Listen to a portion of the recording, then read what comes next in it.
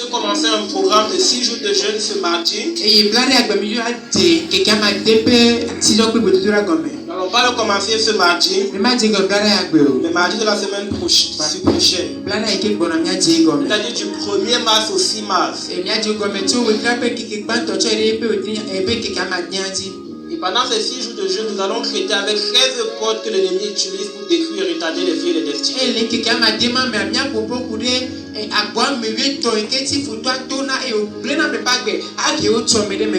Nous parlerons de 13 portes du séjour des morts.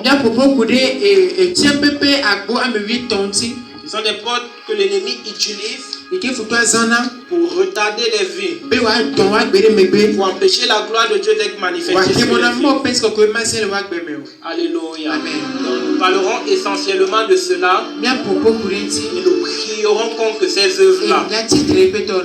Le Seigneur Jésus a dit: je bâtirai mon église et les portes du séjour des morts ne prévaudront point contre elle.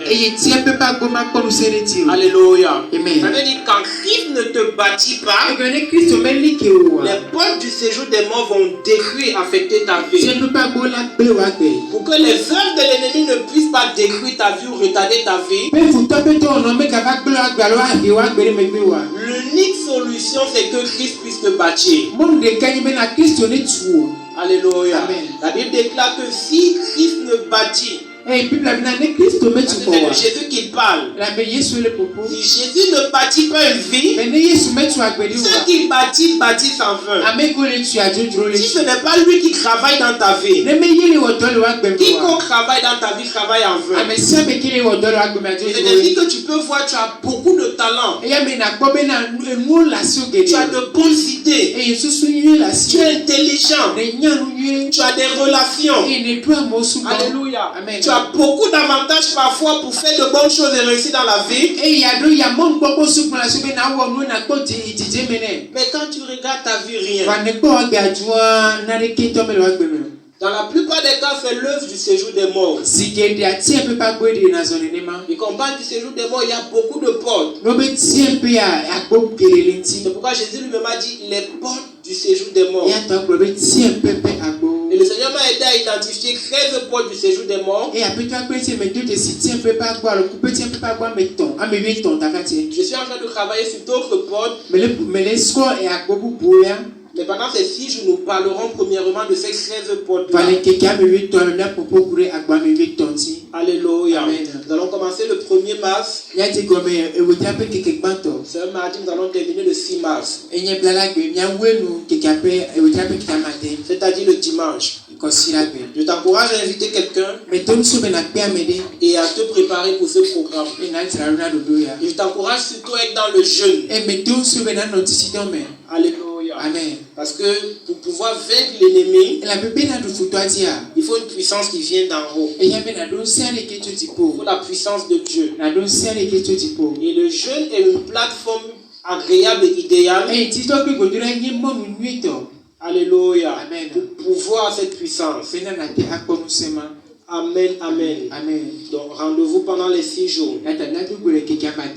Alléluia. Amen. Nous allons prendre notre enseignement de ce matin. Je ne veux vraiment pas être long.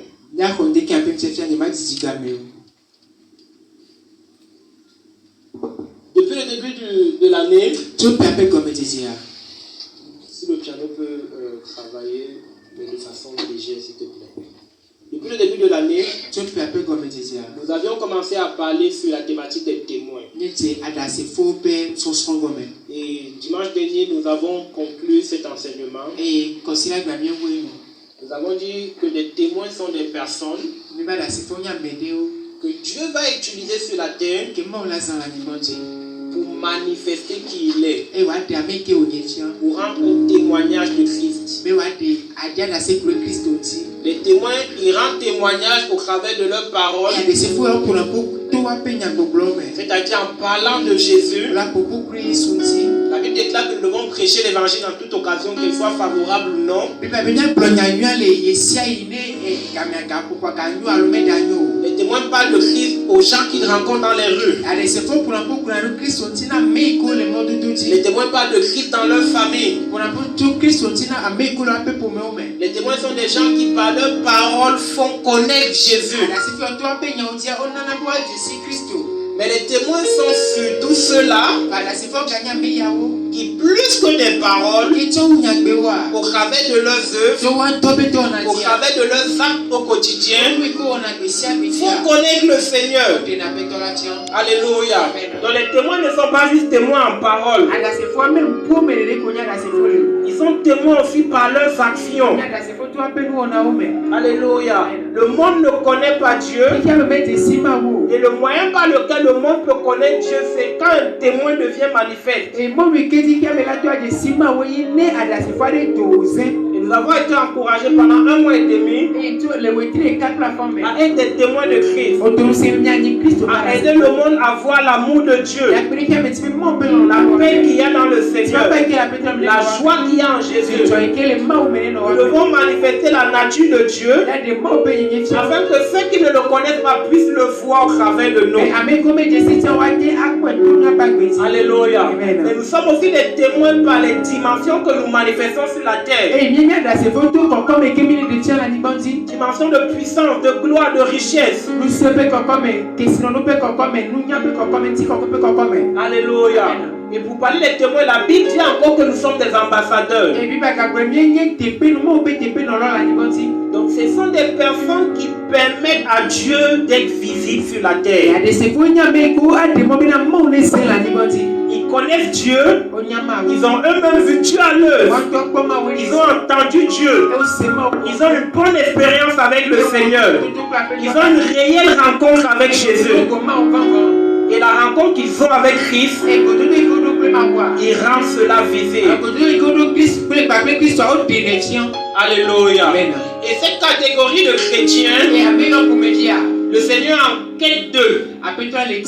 Le Seigneur cherche sur la terre des hommes et des femmes qui seront ses témoins. Le ciel est en recrutement. Le ciel recrute des témoins. Ces gens-là qui vont abandonner leur vie. Ces gens qui vont dire: je ne manifesterai pas la colère. Ma vie ne sera pas utilisée pour montrer le mal. Ma vie ne sera pas utilisée pour montrer l'hypocrisie, pour montrer le malheur, pour montrer ce qui plaît à Satan. De ma vie, la gloire de Dieu, la nature de Dieu, la vie de Dieu, la puissance de Dieu, les trésors du ciel seront manifestes. Et quand cela commence à être dégagé de ta vie, on dit de toi que tu es un témoin. Alléluia. Alléluia. Mais il n'y a pas que les témoins que le ciel recrute dans cette saison. Et ce matin, je voudrais introduire une thématique. Nous parlerons d'une deuxième catégorie de personnes que le ciel veut voir à l'œuvre.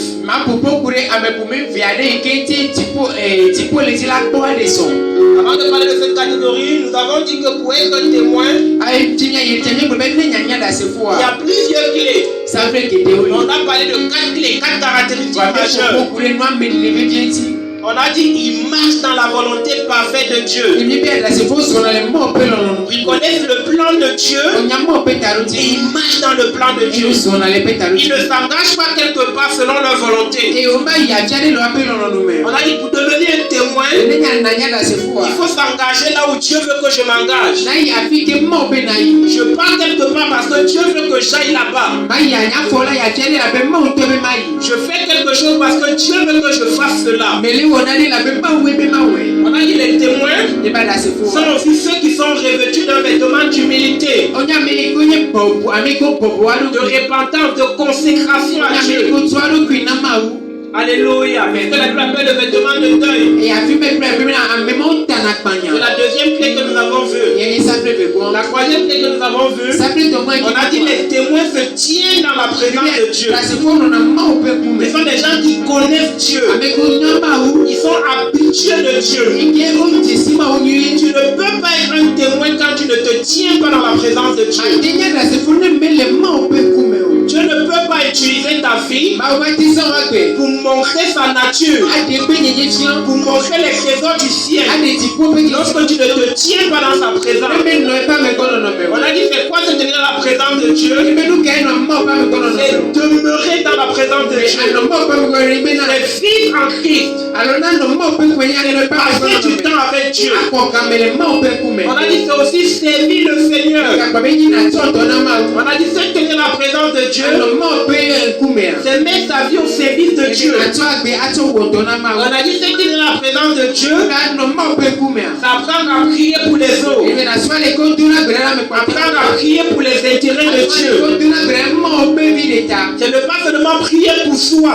Ce n'est pas seulement prier pour ses enfants, pour son mari.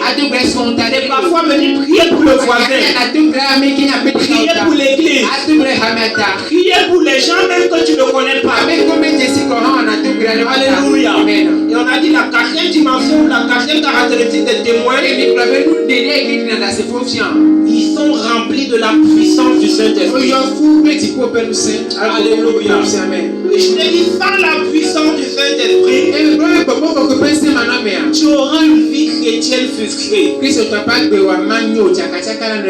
que malgré tes efforts de te sanctifier, tu ne vas pas manifester la sanctification. Malgré toute la bonne volonté qui est en toi, tu ne pourras pas manifester les choses de Dieu. Alléluia. Et je ne peux pas aller en profondeur sur la puissance du Saint-Esprit. Parce que, du moins dans le programme d'enseignement de cette année, nous aborderons cette thématique-là, du moins en plusieurs séances. Où je te parlerai en profondeur de la puissance du Saint-Esprit. Mais je te dis, chaque enfant de Dieu a besoin de la puissance du Saint-Esprit dans sa vie.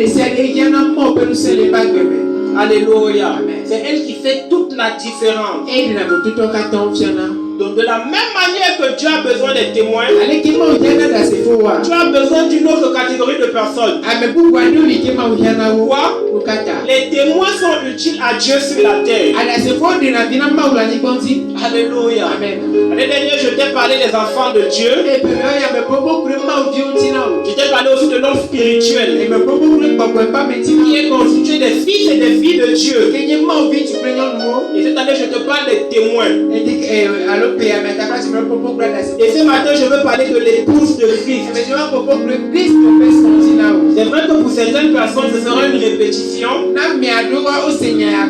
Parce que nous avions commencé à parler de la dimension de l'épouse pendant les 21 jours de jeûne.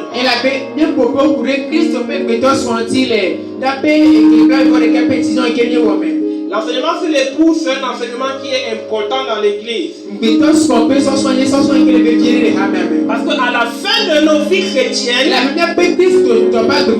si nous n'arrivons pas à finir comme des épouses de Christ, nous aurons raté notre vie.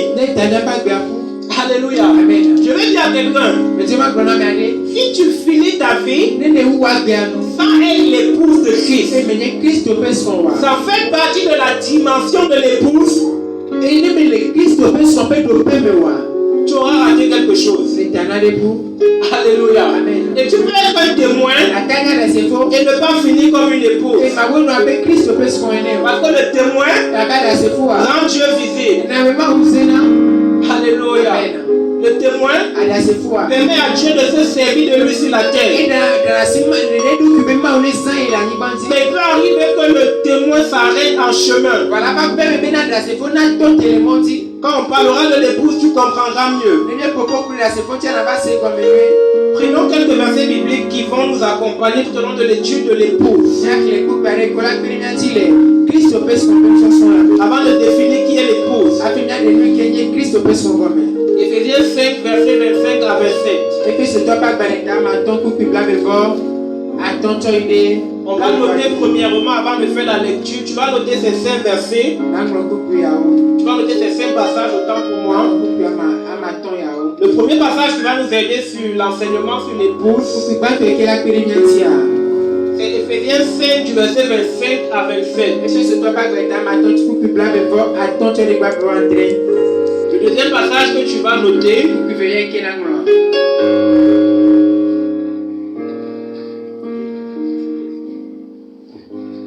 c'est 2 Corinthiens 11, verset 2. 2 Corinthiens 11, verset 2. Nous allons faire la lecture de ces versets tout à l'heure. Le troisième passage que nous allons noter, c'est Apocalypse 19, verset 7 à 9.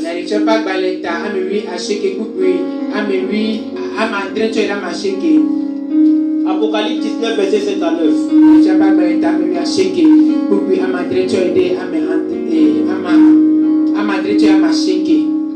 Alléluia. Amen. Bon, on peut continuer, tout le monde est à jour. Le quatrième passage, c'est Apocalypse 21.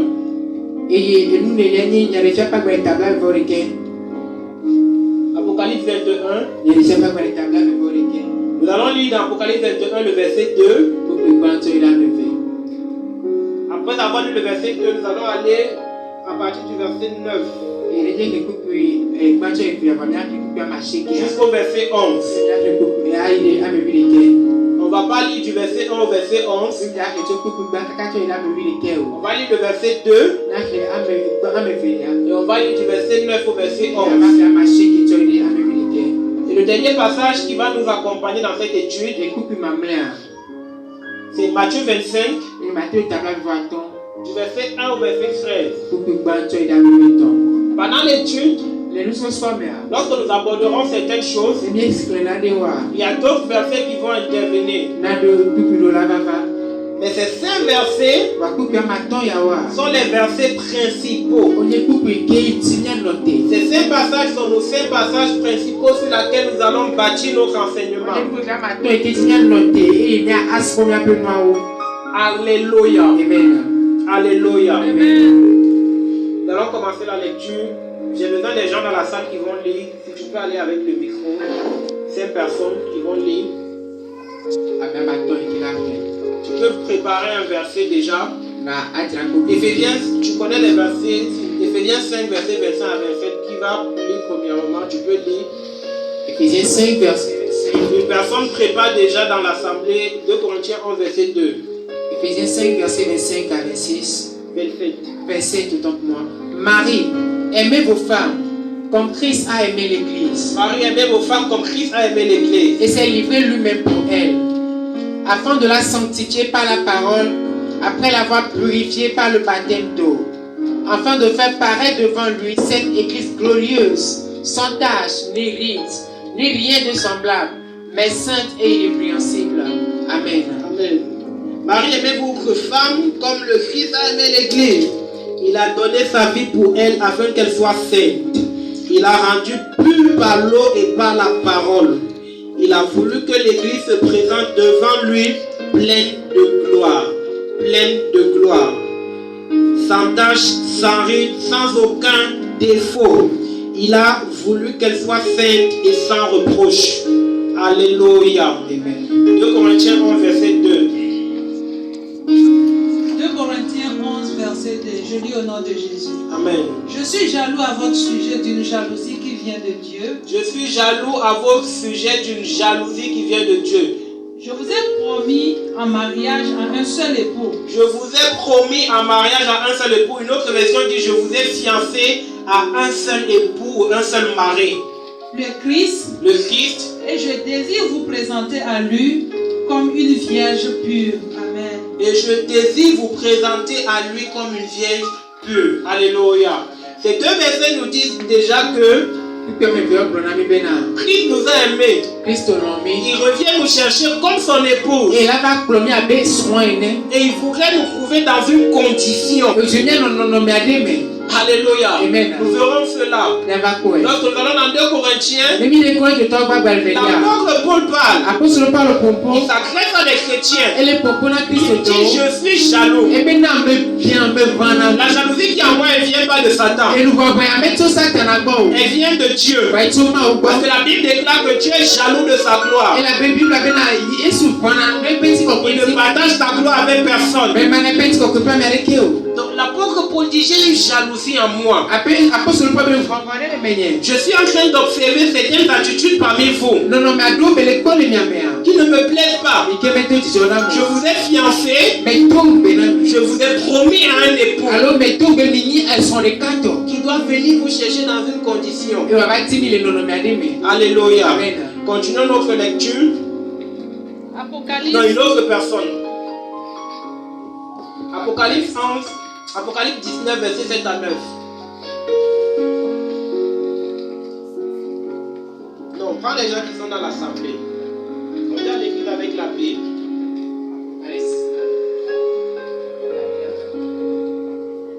Quand on vient à l'église, on vient avec la Bible et de quoi noter, avec un stylo. Alléluia. Apocalypse 19, verset 7 à 9. Apocalypse 19, verset 7 à 9. Oui. Réjouissons-nous et soyons dans l'allégresse et donnons-lui la gloire, car l'Unice, l'agneau, sont venus et son époux s'est préparé. Verset 8. Et lui a été donné de se revêtir d'un fin lin, éclatant pur, car le fin lin, ce sont les œuvres justes des saints. Verset 9. Et l'ange me dit, écris heureux ceux qui sont appelés au festin de ces noces de l'agneau. Et il me dit, ces paroles sont les véritables paroles de Dieu. Amen. Amen. Je vais lire une autre version que j'aime beaucoup. Réjouissons-nous, soyons heureux et rendons-lui gloire. En effet, c'est maintenant le mariage. Alléluia. Amen. Que quelqu'un dise c'est maintenant le mariage. C'est maintenant le mariage. Il dit c'est maintenant le mariage de l'agneau. Qui est l'agneau? C'est Jésus.